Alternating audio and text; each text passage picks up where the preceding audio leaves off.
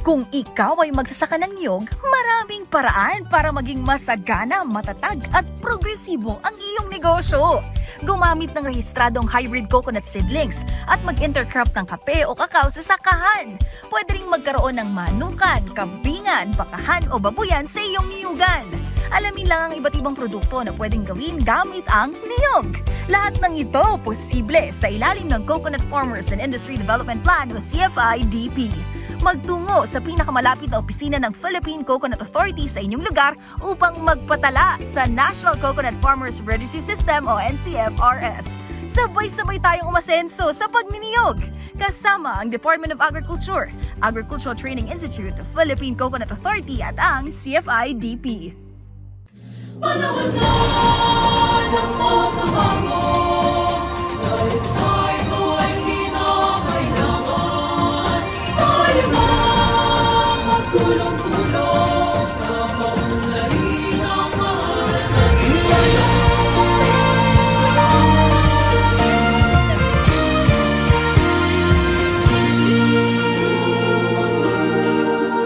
Panahon na ng pagbabago, dahil sa ito ay kinakailangan. Tayo na magtulong-tulong na paunlarin ang mahal nating bayan.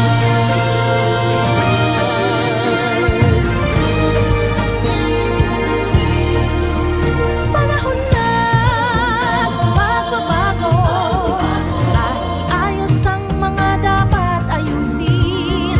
Dapat lang maging tungkulin ng bawat mamamayan dito sa atin. Ng pagbabago patungo sa pag-asenso, magsikap ng mabuti at nang guminhawa tayo. Bagong malaki natin sa mundo at ipamalas ang bagong Pilipino at bagong Pilipinas.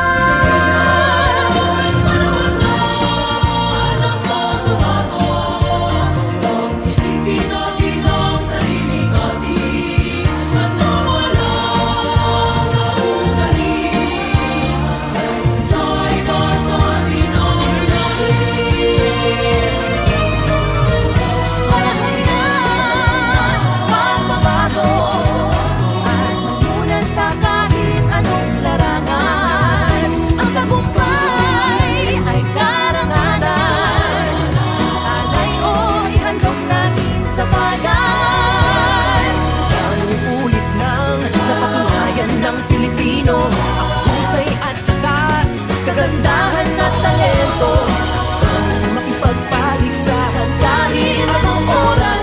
Bagong Pilipino at bagong Pilipinas.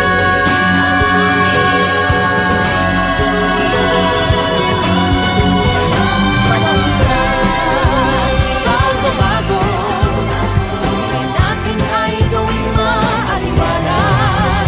Langit lang magandang bukas, bunga ng bagong Pilipinas.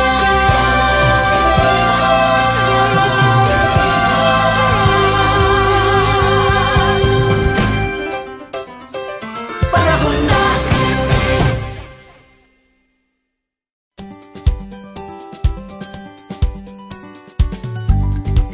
Magandang buhay! Magandang ani, Central Luzon, Buhay na buhay. Ito po ang masaganang kakubuhayan, Radyo Eskwela sa Pagniniyugan. ito po ang programang gigising sa inyo tuwing araw ng Martes at Biyernes sa oras na alas 6 hanggang alas 7 ng umaga. Ako po ang inyong radio teacher Jello. At ako naman po ang inyong radio teacher, Mehmet. At maaari nyo po mapakinggan ang aming programa sa 92.1 FM RTV Baler, 100.7 FM Radyo Kawadi ng Kasiguran, at 102.9 FM Radyo Kaedup ng Dingalan. At maaari nyo rin pong mapanood ang aming programa sa aming official Facebook page na ATI Central Luzon. Katuwang po natin dito sa ating programa ang Department of Agriculture, Regional Field Office 3, Philippine Coconut Authority at ang Provincial Government Unit ng Aurora.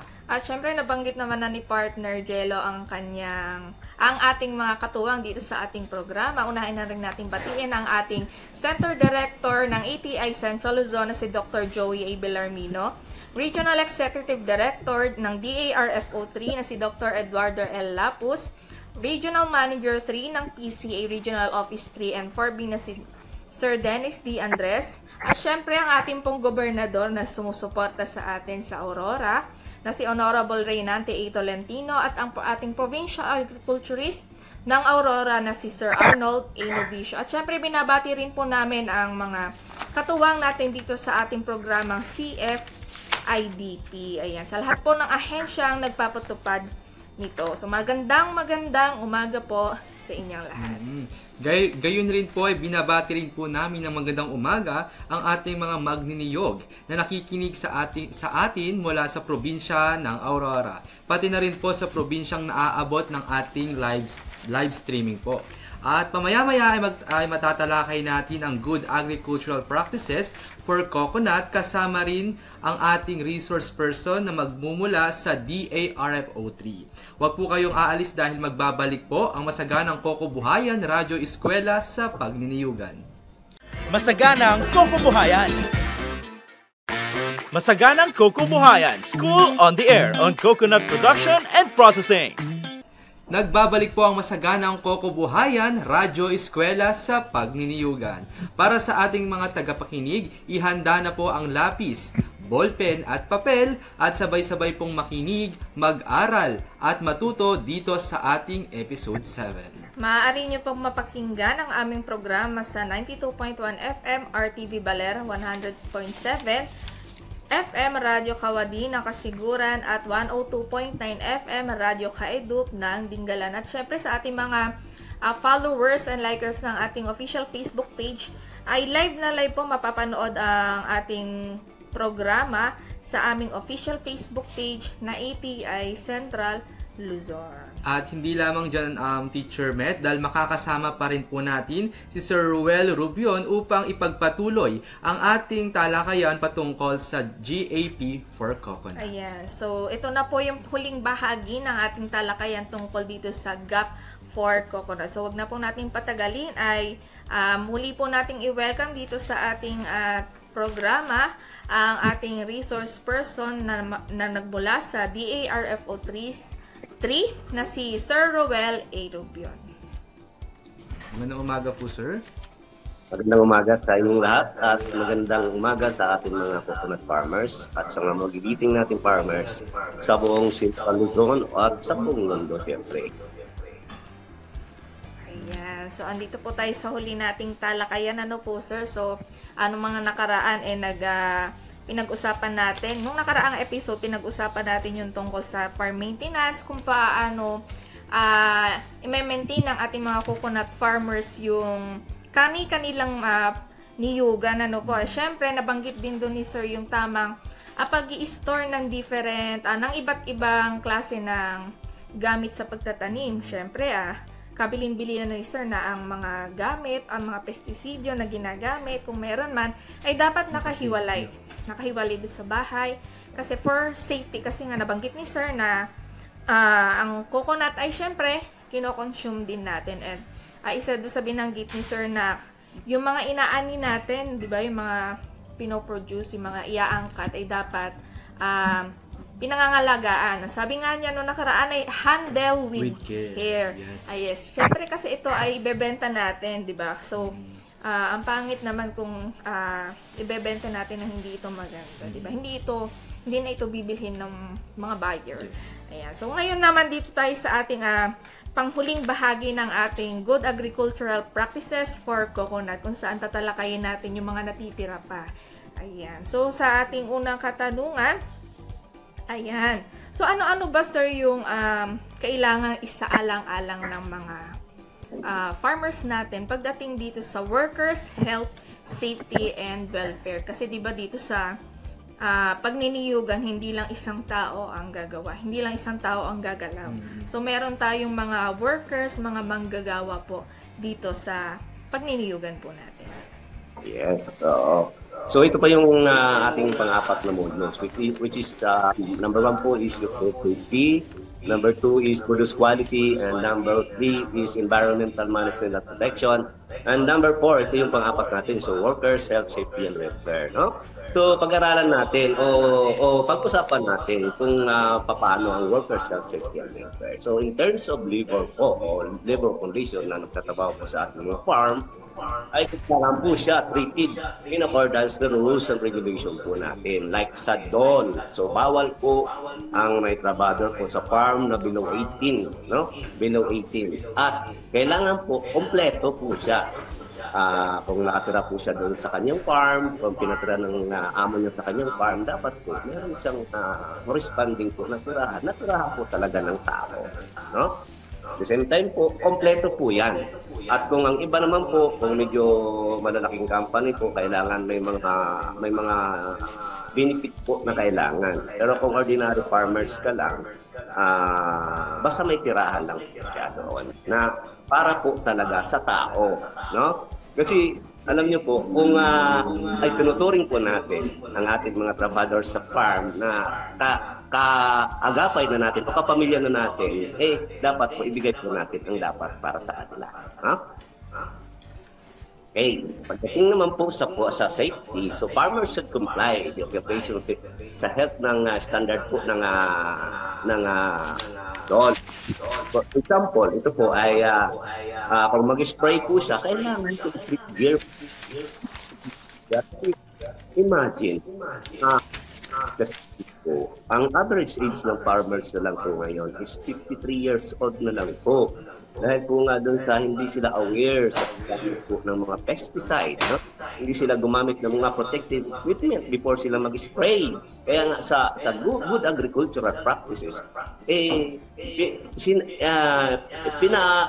inaaral talaga namin yan kung ang safe ng ating mga trabador sa bukid, no? At the same time, dito sa training po natin, so farmers should train on appropriate handling po ng crop protection. In case man po na hindi siya nakapag-attend ng training, ang kanya naman pong may-ari ng lupa o ang boss niya naman po, siyang bahala po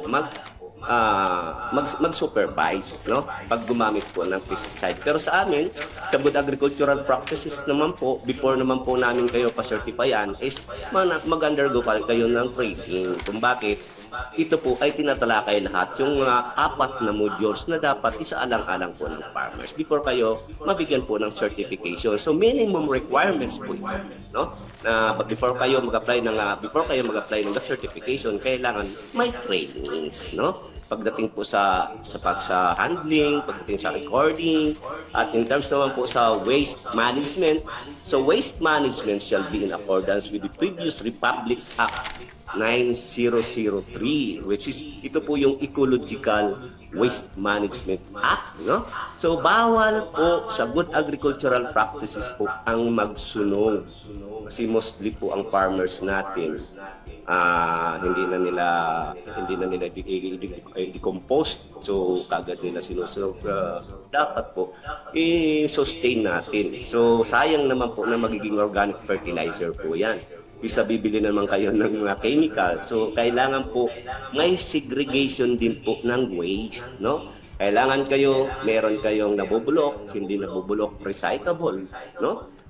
At meron din po kayong lagayan po kung gumagamit kayo ng pesticide, meron kayong lagayan po na isang sako na doon po itatapon ang mga empty bottles, empty sachet na mga pesticide. Kasi kung itatapon mo lang po dyan sa tabi-tabi, usually si farmers po, pag tinapon po ang mga empty bottles, ang pagtatapunan po yan sa pinakamababa po na portion, no? Na kung saan pag umulan, ang tubig po tatakbo po sa portion na yon sa mababa. Kaya ang contamination ay very high, no? Kaya siguro hindi nyo nakikita ngayon o napapansin ng ating mga farmers na small body of water lang noon, makakakuha ka na ng isda. Sa ngayon, wala na po. Dahil po sa kagawaan namin. Kaya si good agricultural practices po ay tinuturo pa namin yan sa mga farmers before sila magkakaroon ng job certification. No? So, yun. Sa documentation and records naman po, no? So document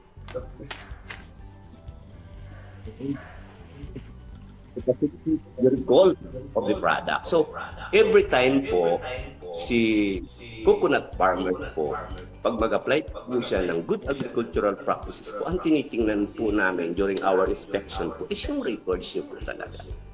So doon pa lang sa records, makikita na namin kung sinusunod po ni farmers ang proper protocol pagdating po sa paggamit ng pesticide, sa pag-harvest, o lahat po ito from primary production po to post-harvest stages po ay tinitingnan namin po ang records. Kaya po si farmers, ang start ng recording ay sa pa lang po na nagtanim hanggang po siya nag-harvest. Pag bago po kayo na nag-a-apply ng good agricultural practices, ang tinitingnan lang po namin ng records is yung 3 months records lang po muna. No? O study, yung first cycle lang na yung pag-harvest. Pero once na nag-up certified na po kayo, ang hinahanap po na namin na records po yan ay yung 2 years records na po ni coconut farmers. No? Kasi po, ang validity po ng ating certification is 2 years. No? Kaya ang hinahanap na namin pag mag-renew kayo ng UGAP certification ay yung 2 years records nyo na po. So kailangan po ni farmers mag-records, mag-start po siya na nagtanim o either po ay existing na po yan ang kanyang coconut o kailangan ang recording kung ano lahat ng mga activities po na nandun. Ano po? Okay. Yan. Ayan, so sir, tanong ko lang, tama po, dun sa may workers health, safety and welfare. Ang average age po dapat ng nag-a-apply po ba or nung dapat na worker sa isang farm ay 53 years old po? O yun yung bilang ng mga farmer na nagtatrabaho ngayon sa ating mga coconut farms? Ay, hindi po. Bali, ang average age na lang, sabi ko, ayon sa statistics ng farmer, is 53 na lang po. Ayun, ang average. Ayun. Pero kapag nag-apply naman, sir, halimbawa si Sir Jello po ay mag-apply bilang farm worker po sa isang coconut farm, wala naman pong limit ang age po. Ay, kailangan po siya, wag po siya below 8. Below 18. Wag lang below 18. Below 18. Po. Pero pag halimbawa, sir, kung sa gobyerno ay merong mga retirement age, wala namang din limit dun po sa coconut farms as long as eligible at kaya mo magtrabaho po. Ano po? Yes, wala po tayong limit po dyan. But ang limit lang po natin, kailangan wag po tayong kukuha ng below 18. In case man po, merong below 18, ay kung kamag-anak po yan ng may-ari at under supervision niya po, okay lang po. Basta pagtatrabaho, nandyan po supervise po ng may-ari, ng matanda. So, sino-supervise po kung below 18? Pero bawal po talaga sa good agricultural practices ang below 18 kasi nasa batas na po natin down po yan. Kumbaga po kasi yung age gap po ng ganyan ay kumbaga hindi lamang po sa ganitong sa lahat ng atas po kasi ng pagkuha ng trabaho, talagang sinisiguridad po natin talaga yung edad ng ating mga maaari nating empleyado. Dahil unang-una kapag ito minor de edad at may something na nangyari ay talagang malaki yung impact nito sa ating halimbawa sa mga negosyo nito. Kaya pinapaalalahanan natin sa ganitong antas na mas maganda na above 18 yung kuhanin ng mga trabahador at gaya nga naman na sinasabi ni Sir, kung under provision naman po ito ay maaari na at basta sagot nyo ito, kumbaga gano'n. May waiver. Yes, permit para syempre sasagutin ng may-ari mismo yun kung sakali mang may mangyari, di ba?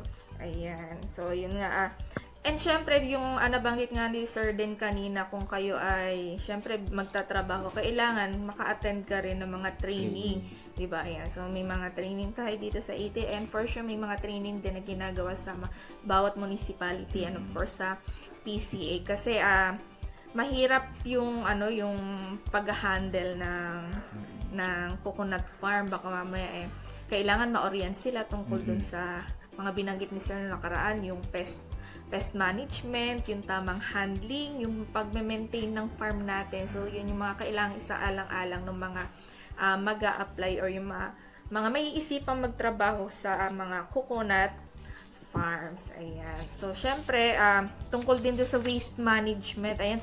Magmula pa nung una, ibinabanggit na ni Sir, magmula doon sa first part ng ating episode, sinasabi na niya lagi na bawal magsunog. Ayan. Kumbaga kasi, di ba, Teacher Met, ang pagsusunog kasi hindi lamang siya nakaka-epekto para sa mga coconut farmers natin. Kumbaga nakakadagdag din siya sa tawag dito, sa yung emission. Nung last time nga, di ba, na topic din natin about sa weather condition. Like, meron tayong 26 sa agrikultura, may 26% nakaka-apekto sa mga green gases effect natin na nagiging cause din ng polluted na Kaya mas maganda talaga na alisin sa atin yung mga pagsusunog na ganito. Ayan. So, alisin, iwag naman yung mga hindi necessary kasi 'di ba meron tayong may product tayo na sinusunog. Ayan. So ito din kasi nakakaapekto dun sa ating klima nung napag-usapan nyo sa episode na climate change. Ayan. So bukod po dun sa mga pagre-record naman, sir, meron po bang dapat na isaalang-alang yung farmers? Halimbawa, meron ba dapat silang naka-provide dapat silang ng notebook para lahat ng records ay doon nila ilalagay, or wala naman pong requirement? Basta meron lang malinis na papel, hindi sa kung saan-saan. Opo, sa totoo lang, ma'am, ang mga old farmers natin, ang recording nila is calendar, di ba? Kasi lang, hindi na namin nire-require dun sa calendar. Kasi pag lumagpas na po yung isang taon, pupunitin na, mawawala na po yung record. So required lahat sa pagre-records is notebook po talaga ang recording. No? So ang po ni farmers sa pagre-records lang po, start from primary production, land preparation, o pag si germination, o transplanting, fertilization, weeds management, at saka fertilizer application, harvesting, irrigation. Ito ang mga records na yun na dapat nakita namin during our inspection o during our pre-assessment sa kanilang farm. Ayan.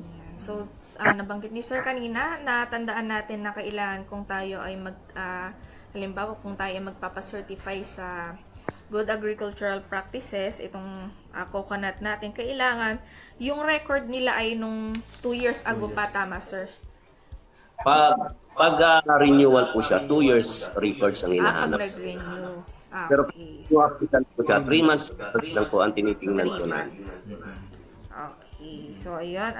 Yun, talagang record talaga yung tinitingnan kasi titingnan kung consistent ba, for example, sa pagpapataba, diba? Tapos sabi nga na, sir, dapat sinusunod yung mga proper protocol pagdating sa halimbawa, isa na ngarang dito kung kung nakakapagsunog ba. Kasi isa sa mahalaga sa record na to para makita ng mga mag-check kung nasusunod ba nila yung mga dapat nasundin. Para hindi maka-apekto ito sa mga coconut farmers, kundi hindi ito maka-apekto sa mga iba't iba pang mga sangay na maaaring sobra yung balik sa kanila. Ayan. And then, tama, sir, di ba, hanggang sa magmula sa pagkatanim nila hanggang sa mai-harvest nila, kailangan po naka-record kung ilan yung inanay, ilan yung binenta. Lahat na activities during that time ay kailangan i-records po yan. So, tiyaga lang po yan na pagre-record. Kasi, record is very important for traceability po. From the root word trace. So, may matitrace tayo na matitrace natin kung saan nagkakamali sa farmers. Ang bawa, kung isang farmers, IGAP certified na siya, may recording siya, tapos bumili ang consumer sa kanya, makita siya. So, ano sa mali? So, matitrace kung saan nagkakamali ang kanyang practices. Okay. Kumbaga po pala, dapat dumadaan lahat sa tamang proseso. Kumbaga, dahil sa record na to, mapipinpoint natin saan nagkamali sila yung mga coconut farmers natin, kung paano nga ba ito masusolusyonan. Kasi, the more na meron tayong maipapakita sa record, the more na mas mapapadali natin yung ano yung mga pwedeng mga proseso para mas maaayos pa natin. Ano ba yung mga pagkakamaling nakita dito, ano maaari nating mabago o mas maging progreso pa. Yes, so hindi lang ito requirement dito sa ating GAP certification. So ano na rin to para sa mga sarili din natin mga coconut farmers natin. Ayan. So Nabang dito ma'am at sir, ang pinaka din dito ay sila rin po. Like for example, October 30 may dumating po ng bagyo na malakas. So doon pa lang sa record, sana po nila doon.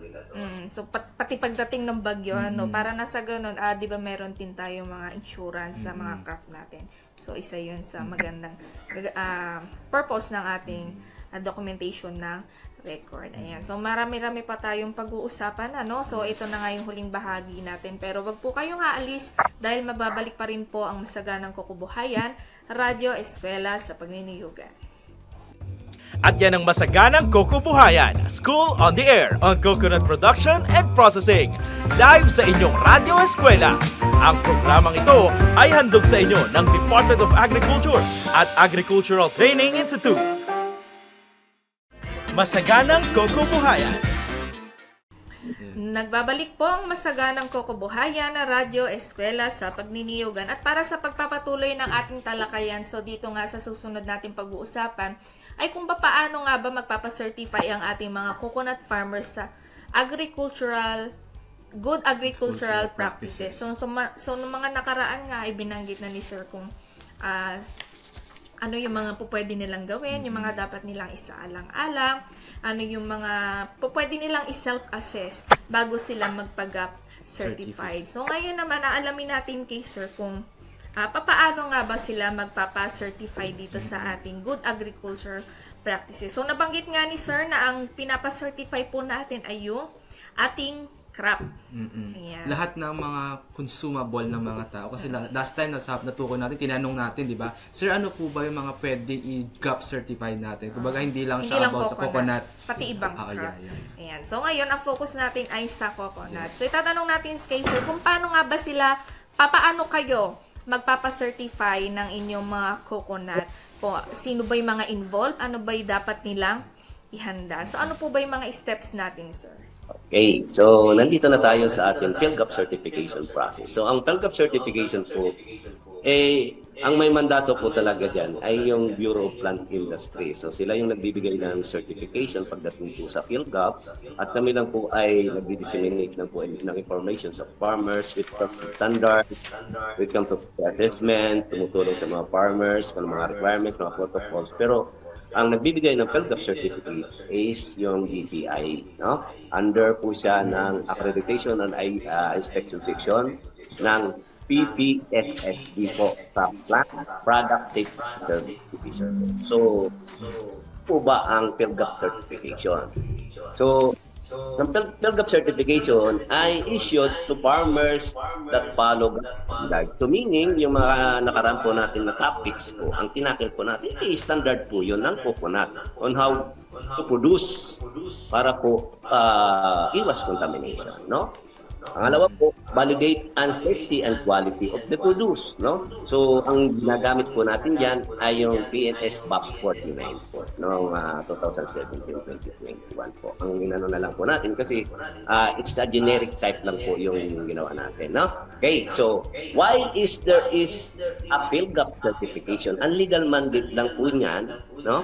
Tandaan po natin, nakaangkla lang po yan sa Republic Act 3611, ang ating PhilGAP certification, na ang tinutumbagan po yung food safety ng ating produce, no? So, strengthen the food safety and regulatory system of the country to protect the consumer health facility market sa access sa local man o sa international po, no? So, meaning, pag ikaw ay GAP certified at kung gusto mo mag-export ka ng iyong buko o kung ano, ang hahanapan po sa inyo ay GAP certification. No? Malinaw po yan. Like for example, yung sa ating durian, ang hinanap po dyan is PhilGAP certification po. Sa ating sibuyas, no? Sa ngayon, ay malapit na po tayo mag-export po sa Japan ng ating sibuyas. Sana, it's a big accomplishment po ng Region 3 kung isusunod na po natin yung ating buko. So, maghanap po tayo ng market to export our buko, no? So, why is there is a PhilGAP certification? So, ito lang po yun, no? So, rules and regulation of certification ng PhilGAP for craft. So, adapt lang po natin yung 4 na modules. Dito lang po umiikot ang ating usapan sa 4 na modules lang. Yung food safety, health, produce quality, environmental management protection, at workers' health, safety, and welfare, yung mali natin topic, no? Okay, yun lang po ang 4. So, sa PhilGAP certification po, tandaan po natin, yung ating mga cocoa farmers po, wala pong bayad po yan certification. No, yan ang pinakamagandang balita po. Wala pong bayad. Pero kailangan mag-comply kayo, no? At with traceability. So sabi ko nga with traceability kasi kailangan ang recording, no? Recording can provide access to neighboring Asian countries sa market or either po sa foreign market or sa domestic market, no? So sino po ba ang pwedeng mag-apply, no? So unang-una po, pwede ka na individual farmers, pwede ka mag-apply. Pwede kang group of farmers, like for example, cooperative, association, o cooperation, o corporation. So agencies managing demo farm of the government, academy, pwede po research station, includes na rin po yung LGU, pwede na rin po yun mag-apply. Yung gulayan sa barangay, gulayan sa paaralan, pwede po yan. Pwede po mag-apply ng GAP certification po yan, no? Sa PhilGAP certification process, no, sa individual po, ang kanya lang po, mga documents po na required na i-prepare niya lang po, ang PhilGAP application form. Pero before kayo na magkaroon ng maka-PhilGAP ng PhilGAP application form, kailangan nag-under kayo ng training po, no?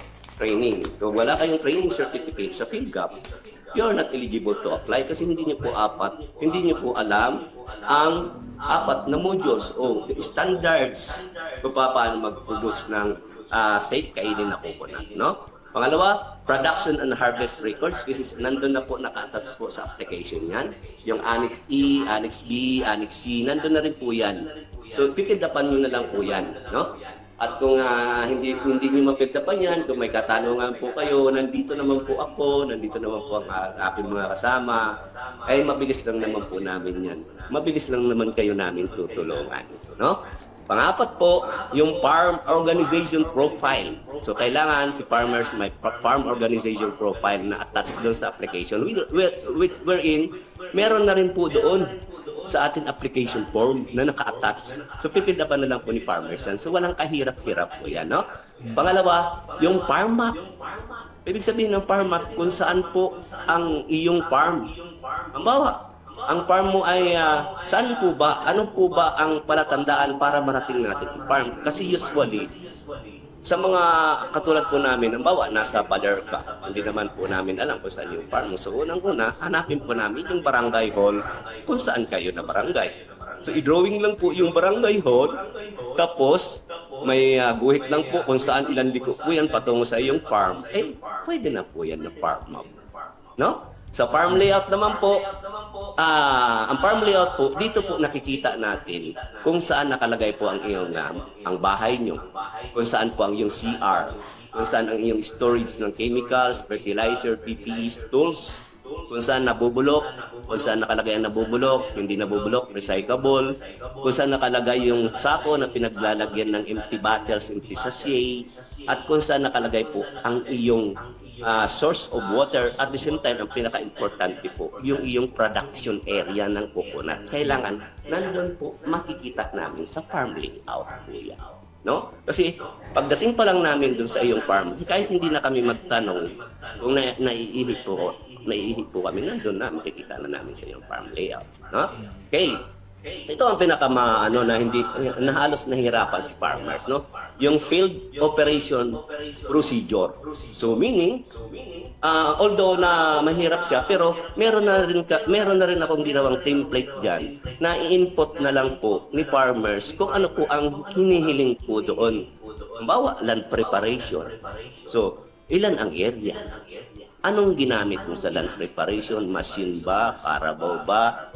Ganun po, nandun po yan sa field operation. At sa field operation, since na coconut lang i-apply mo, isa lang po siya na field operation. Pero kung nag-apply ka ng many crops, halimbawa 5 crops, so dapat 5 field operation. Kasi ang field operation po ng coconut, hindi naman po kasintulad po ng field operation ng rice. So kailangan mo magawa ng field operation procedure sa bawat crops, kung maraming crops nilagay mo, no? At the same time po, ang pang number 8 po, yung copy of Certificate of Soil Nutrients Analysis. So very important po ang mga dokumento po na ito, no? Hindi po ma-inspect si farmers kung wala siyang soil analysis, no? At kung magpa-soil analysis naman ay dadalhin lang po nila doon sa amin office, kami na po ang magdadala sa soil lab natin. At free naman po ito, no? Unlike po kung hindi nyo sasabihin na hindi kayo nag-apply sa GAP, eh baka magbabayad po kayo dito. At ang soil analysis ay ano lang po yan, 1 kilo lang po ang hinihingi namin po dyan. So basta kukunin nyo po in random, no? Tapos i-incorporate nyo, kung baba lamang 5 sample yan, incorporate nyo, tapos kumuha lang kayo ng 1 kilo na i-air dry nyo lang po, dalhin nyo sa amin, eh dadalhin na po namin sa soil laboratory natin yan sa region po yan, no? So antayin na lang po natin ang result. So ito yung pinakamahirap na mga documents na nadidelay ang application ni farmers. Kasi ang soil analysis almost take 2 weeks ang pinakamabilis. So kailangan air dry po ito, no? Okay, sa copy of registration, ito ang additional documents na po ngayon na hiningi po ng BPI. Ito yung RSBSA. So kailangan si farmers, si coconut farmers is enrolled po siya ng RSBSA. So pag hindi ka enrolled, o kailangan mo mag-enroll sa iyong municipality, mabilis na lang po yan. So ang hiningi lang po namin dyan, yung number lang po. Kung wala kang RSBSA, pwede naman po yung SEC, pwede naman po yung DTI, pwede naman po yung CDE kung group po kayo, no? So copy of training po ng PhilGAP. Ito na po sinasabi, no? So once na mag-apply ka, you must have to attend orientation training ng PhilGAP certification para mabigyan ka namin ng PhilGAP certificate training certificate, which is one of the requirements in applying GAP certification, no? At dito naman sa group certification, ang mga additional documents po, kung bawa, kooperatiba ka, asosasyon ka, ay ang mga additional documents lang po na hiningi namin dyan is yung ICTs po, which is ito po yung internal control system ng isang kooperatiba o asosasyon o isang group, no? Yun lang po hinihingi namin. Kasi ang pag-group ang in-apply mo, isang certificate na lang po yan, no? Kung halimbawa, mayroon kayong 100 members ang isang asosasyon, i-apply mo yan is group. Ang iyong certificate po ay isa lang. Ang sa likod po niyan, andun po yung mga names ng iyong mga members. But meron disadvantage po dito at saka advantage, no? Pagdating po sa sustainability po ng produce, pag may kubuha ng bulky, automatic po makapag-supply po ang kooperatiba, no? Pero ang disadvantage po dito pagdating sa inspection po, kasi kung 100 ang members po, mag-random kuha lang po kami ng kanilang application form. Tapos square root lang po yan ng 10, no? Bawa 100. So 10 lang po ang aming i-inspect. So representing po, i-represent po yung 100, no? So once na itong 10 po na ito ay bumagsak po yung isa, bagsak po yung buong 100, no? Kaya kailangan po dito meron sila dapat internal control system, kasi ito lang po yung titingnan po namin. At may sarili na rin po ang asosasyon o ang group ng sariling PhilGAP inspector doon sa kanilang loob ng kanilang asosasyon o sa kanilang group, no? Yun ang pinaka advantage, disadvantage. So, paano naman po lumalakad ang iyong application? So, nang una po, kung kayo mag-apply, susundan po natin ang proper protocol. Siyempre, kung saan po kayong munisipyo. So, doon kayo magpa-endorse po, no?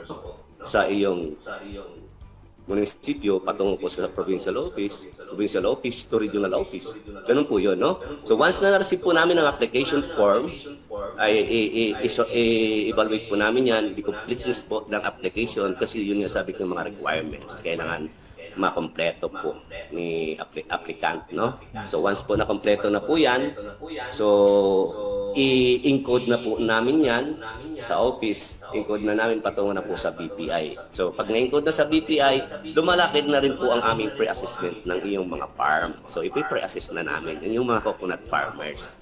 So kasi ang pre-assessment ay nire-ready lang namin po ang iyong mga farm sa kasi farmers pagdating po sa final inspection with BPI na po. So once na po na-endorse na, evaluate din po yan ng BPI under PPSSD po.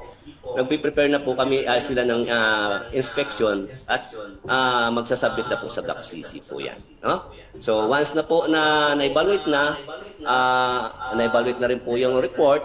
So na-inspect na po kayo, evaluate na rin po yung report po ng inspector po, magre-recommend na po yung GAPCC for certification na issued po na, pirmado na po ng director. So doon pa lang kayo mabibigyan ng GAP certification. Kaya nga, during inspection, kailangan hindi tayo humantong po doon sa re-inspection. Dapat yung mga INSI lang o mga non-compliance lang po. Kasi napakabilis po i-comply ang mga may non-compliances, no? Lalo na kung halimbawa, medyo mabait ang inspector. Picture lang before at picture after, isend lang po sa kanila.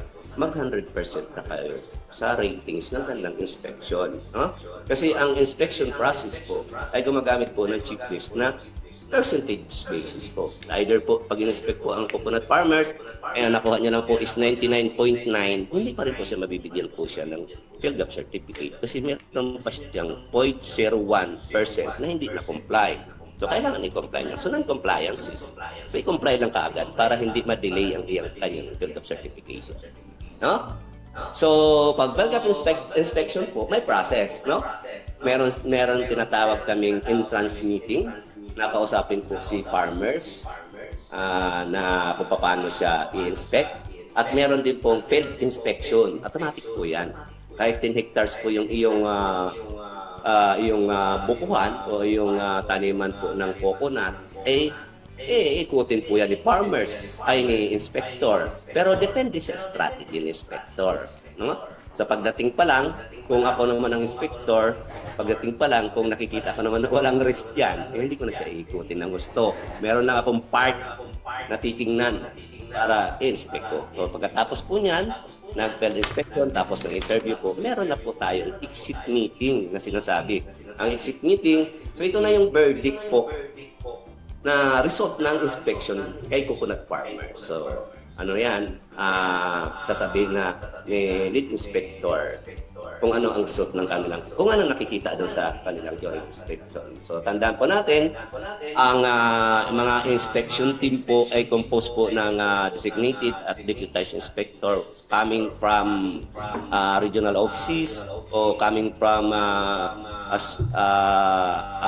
NSQCS. At dito rin po, pwede rin po kami sumama. Pwede rin po kayong sumama sa LGU, pwede rin po sumama during inspection. Pero ang kapilang po natin is observer lang po tayo. No? Okay. So may entrance meeting po yan, no? Inspection. Okay? At kailangan po sa field inspection, may standing crops po si farmers during inspection. Kasi kailangan, pag in-inspect yan, makikita na may tanim ka talagang nyog. Anong inspect po nila kung walang tanim nun yun? Kung walang tanim. So, kung walang tanim, i-divert namin yung inspection. Okay? Yung exit meeting na sinasabi, i-verdict na po si farmers kung ano. So, ang monitoring po ng PhilGAP certified farms, once a farm is granted with PhilGAP certificate, it shall be subjected po ng monitoring for compliance at least once a year po. So, may surprise visit po si inspector kung talagang sinusunod niyo po ang proper protocol pagdating po sa CAP, no? So, the frequency of monitoring shall be based on the inspection and monitoring report. So, meron na naman kaming checklist po dyan na binabasihan o meron checklist po si BPI na gagamitin naman po para po kayo doon sa monitoring, no? So, ang inspection po, ang interview sa inspection po, ibase po sa checklist. Hindi po moro-moro po ang tanong sa inyo. So meron si BPI na checklist na sinusundan po ng mga tanong. Kung ano po yung mga tanong. No? Okay. Yun. So, siguro, kung may tanong. Okay, sana na-note nung ating mga coconut farmers yung list, yung mga sinabi ni Sir, mga listahan. So, andyan yung kailangan. Meron tayong validation for seating quality ng produce ng ating mga na-harvest ng mga coconut. Andyan din yung kailangan meron tayong farm map. Kasi nabanggit ni Sir doon sa mga nakaraang episode niya ay meron tayong tinatawag na site mapping. So, related yan dyan. Kung ano yung farm layout ng ating parang nabanggit ni Sir, simpleng lang yung malocate lang kung saan mismo yung farm na yun. Yes, so simpleng mapa. Di kung mayroon po tayong magandang mapa, edi mas mabuti po. Ayan, so andyan din. Kailangan meron din tayong mga copy ng mga dokumento katulad na sinabi ni Sir. Meron tayong soil nutrient analysis. So yung 1 kilo lang po ang hinihingi ng ating PhilGov panel na mag-observe sa ating mga farms. And syempre, yung copy of registration ng RSBSA. So, tanong ko lang po, Sir, RSBSA lang po or kasama na rin dito yung NCFRS? Ang hiningi lang po namin, RSBSA lang po. Di ba may mga number lang po siya? Actually, doon nahirap po customers. So, pag punta ka sa iyong munisipyo, bibigyan ka ng number ng iyong mouse office. So, yung number na yun lang po kukunin namin kasi ililista lang po namin sa documents po na enroll po kayo ng RSBSA. Okay, yun po. So, simple lang. Bigyan nyo lang po sila ng copy. So, kailangan, Sir, ba itong copy ay original o photocopy lang o Xerox? Hindi po. Kahit na number lang po ang i-text nila sa amin. Number lang mismo. Okay. Bali, di ba po sir yung mga form na kailangan fill upan ng mga like yung sinabi niyo po kanina yung mga templated po, like doon sa mga sa mga kailangang ibigay ng mga na fill upan ng ating mga coconut farmers sa mga gustong magpa-PhilGov certify po, ay mga templated naman na po yung maaring maging guide nila para mas mapadali po yung proseso nila. Para lahat ng compile po ng document na kinakailangan nila, once na ipinasa ay maging maayos po yung proseso, sir. Yes, sir. Tama po. Tama po yan. Kasi po, sa Region 3, hindi na po talaga namin sila pinahirapan. Kasi si farmers, nagre-farmers po nga siya eh. Kasi imagine, sir, magpupunta ko sa bukid, alas 4 ng madaling araw, uuwi ako alas 6. Kasi mag-ano pa ako kanya. Kaya ang ginawa ko, naggawa na kami ng template para i-cook na lang po nila. Lahat po yan, pag binigay po namin ng application form together with documents attached to, nandun na po lahat, kompleto na po yan. So pag napinta nila, pwede na po nila isubmit sa amin. Ang lang po dyan, ang magdi-delay lang po yung soil analysis. Yes po. So, ito po yung mga forms po na ito, sir, ay maaari po nilang kuhanin sa kanilang munisipyo o downloaded, na ida-download po ito. Yes po, pwede naman sa download. Pero pwede naman po kami kung saan po sila, banda, pwede naman po magpadala po doon sa kanilang mouse office. Padala po sila ng email sa amin para i-send po namin through emails po. Okay. Sa mga interesado po, mag-email lang po pwede sa ETI and then po pwede din naman sa DARF o meron po tayong kanya-kanya Facebook pages na maaari nyo pong i-message. Ayan. So, nabanggit ni Sir kanina na meron kahit yan ay 10 hektarya ay magkakaroon pa rin ng field inspection. So, ito talagang mabusisi ang pag-i-inspect dito sa mga nagpapag-GAP certified. And syempre, nabanggit ni Sir yung mga field inspector natin na magbumula sa iba't ibang region, sa iba't ibang rehiyon, nang sa ganon ay maiwasan yung pagiging bias. Ano po, Sir? Tama po. Tama po.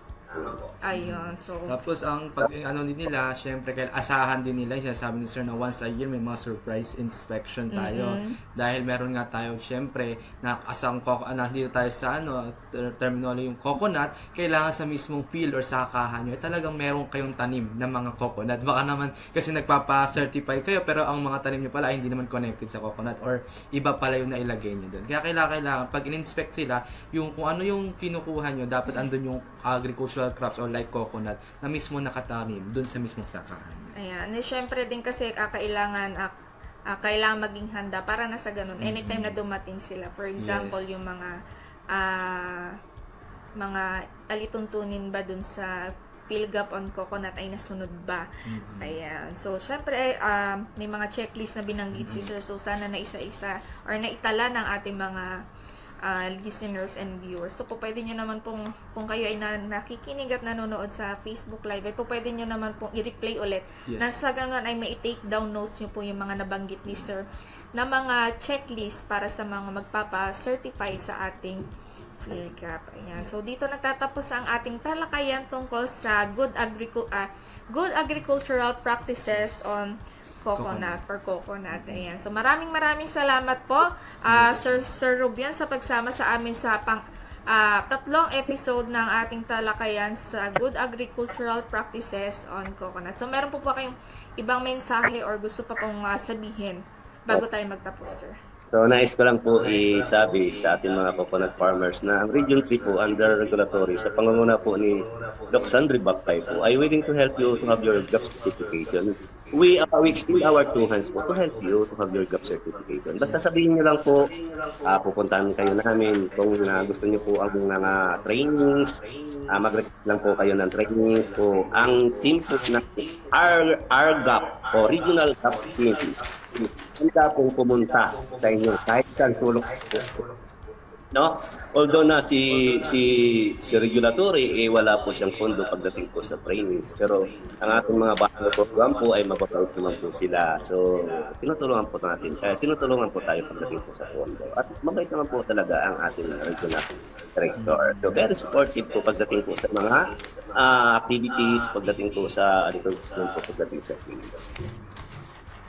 Ayan. So, maraming salamat po sa DARFO, especially po sa ating nagtalakay ng GAP for Coconut na si Sir Rowell R. Rubian. Ayan. So, wag po muna kayong alis sa ating mga Coco Friends dahil magbabalik po ang Masaganang Kabuhayan, Radio Eskwela sa Pagniniyogan. Makinig at matuto on air. Dito lang sa Masaganang Kabuhayan, School on the Air on Coconut Production and Processing. Magnyunyog ka ba? Gusto mo bang palaguin ang iyong negosyo? Sagot ka ng Masaganang Kabuhayan, School on the Air on Coconut Production and Processing. Matuto ng tamang kaalaman at mga paraan sa pagtatanim, pangangalaga, pag-ani at pag-develop ng iba't ibang produktong hango sa niyog. Lumahok sa libreng pagsasanay on air, handog sa inyo ng inyong Radio Eskwela, hatid ng Department of Agriculture at Agricultural Training Institute. Makinig na sa Masaganang Kabuhayan, School on the Air on Coconut Production and Processing. O huwag liliban ha, dapat laging present. Nagbabalik po ang Masaganang Kabuhayan ng Radio Eskwela sa Pagniniyugan. At para mas maging engaging po ang ating kada episode at makasama sa aming talakayan ay nag-iiwan po kami ng katanungan every Tuesday and Friday. So dito po malalaman natin kung sino yung mga kasama natin nakikinig dito sa ating talakayan. At napakasigasig na sumagot ang ating mga tagapakinig at tagapanood dito sa ating live streaming at lalong-lalo na sa mga radio sa iba't ibang probinsya, munisipalidad ng Aurora. Dito pa sa ating programa, ang ating mga tagapakinig, tagapanood ay maaaring manalo ng 100 peso worth of load. Isa lamang po ang aming pipiliin na sa bawat episode. Ayan, random po ang magiging proseso ng aming pagpili base sa mga sumunod at gamit ang mga text message. At para naman po sa text question natin ngayong episode, ilang kilo ang hinihingi ng PhilGap para suriin ang soil content at ulitin ko, ilang kilo ang hinihingi ng PhilGap sa soil nutrient analysis. Ayan. Maaari nyo po itong isend ang inyong sagot. I-text lamang ang inyong buong pangalan, space, edad, space, address, at isend ang inyong kasagutan sa numerong 0991-992-8235. Ayan. So, ulitin ko po yung katanungan. Ano po, ilang kilo po yung hinihingi ng PhilGap sa soil nutrient analysis? So, ilan nga po ba? Ayan. So, kanina po ay binanggit yan ng ating resource person. Ayan, sana po ay naitala nyo po. Ano po? Ayan. Isang oras na hitik na impormasyon na naman po ang ating pinagsaluhan ngayong ikapitong episode. Hanggang sa susunod na episode, magsasama-sama tayong muli sa Biyernes, araw sa susunod. Hanggang sa susunod na episode, magsama-sama tayong muli sa Biyernes sa ganap na alas 6 hanggang alas 7 ng umaga. Sa mga iba't ibang mga radio station tulad ng 92.1 FM RTV Baler, 100.7 FM Radyo Kawadi Kasiguran at 102.9 FM Radyo Kaidup ng Dingalan. Muli, ako po ang inyong radio teacher, Jello. At ako naman po ang inyong radio teacher, Meme. At ito po ang Masaganang Kukubuhayan, Radyo Eskwela sa Pagniniyugan. Magandang buhay. Magandang ani. Central Luzon. Buhay na buhay.